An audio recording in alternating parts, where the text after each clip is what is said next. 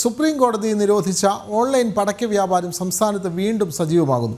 തമിഴ്നാട്ടിൽ നിന്നടക്കമുള്ള സംഘങ്ങളുടെ ഓൺലൈൻ പടക്ക വ്യാപാരം വ്യാപകമായതോടെ ചെറുകിട കച്ചവടക്കാരെയും അത് സാരമായി ബാധിച്ചിട്ടുണ്ട്. മാത്രമല്ല, സ്ഫോടക വസ്തുക്കൾ ഓൺലൈൻ വഴി കൈകാര്യം ചെയ്യുന്നത് നിയമവിരുദ്ധ പ്രവർത്തനങ്ങൾക്കുള്ള സാധ്യതയും വർദ്ധിപ്പിക്കുന്നു. ഇതിനെതിരെ ശക്തമായ നിയമ നടപടി വേണമെന്ന് ആവശ്യം ഉയരുന്നുണ്ട്. 2018 ഓൺലൈൻ പടക്ക വ്യാപാരം സുപ്രീം കോടതി നിരോധിച്ചത്. എന്നാൽ ഈ നിരോധനം കാറ്റിൽ പറത്തിക്കൊണ്ടാണ് ഓൺലൈൻ പടക്ക വ്യാപാരം തകൃതിയായി നടക്കുന്നത്.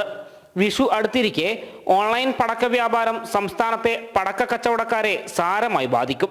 മറ്റ് പാഴ്സലുകളുടെ കൂടെ പടക്കങ്ങൾ കൊണ്ടുവരുന്നത് അപകട സാധ്യതയും വർദ്ധിപ്പിക്കുന്നു. കച്ചവടം ചെയ്യുന്നത് സ്ഫോടക വസ്തുക്കൾ ആയതുകൊണ്ട് തന്നെ ദുരുപയോഗം ചെയ്യാനുള്ള സാധ്യതയും ഏറെയാണ്.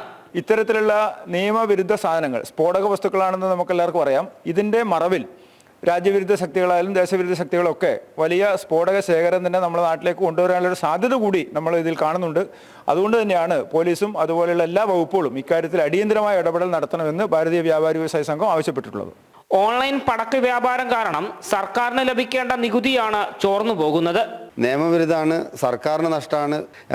നമ്മളെ സംബന്ധിച്ചിടത്തോളം വ്യാപാരി സമൂഹത്തിൽ നിന്നുള്ളവരുടെ ഇൻഫർമേഷൻ പാസ് ചെയ്യുന്നതനുസരിച്ചിട്ട് പോലീസ് അധികാരികളും ഇതോടനുബന്ധിച്ച് GST കൗൺസിലിന്റെ ഭാഗത്തുനിന്ന് പ്രത്യേക സഹകരണം ഉണ്ടാവണം. എല്ലാ മാനദണ്ഡങ്ങളും പാലിച്ച പടക്ക വ്യാപാരം നടത്തുന്ന വ്യാപാരികളുടെ നട്ടെല്ലൊടിക്കുന്നതാണ് ഓൺലൈൻ വ്യാപാരം എന്നാണ് പരാതി.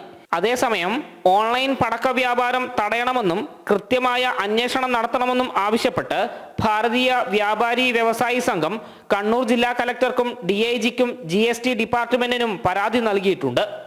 ജനം, കണ്ണൂർ.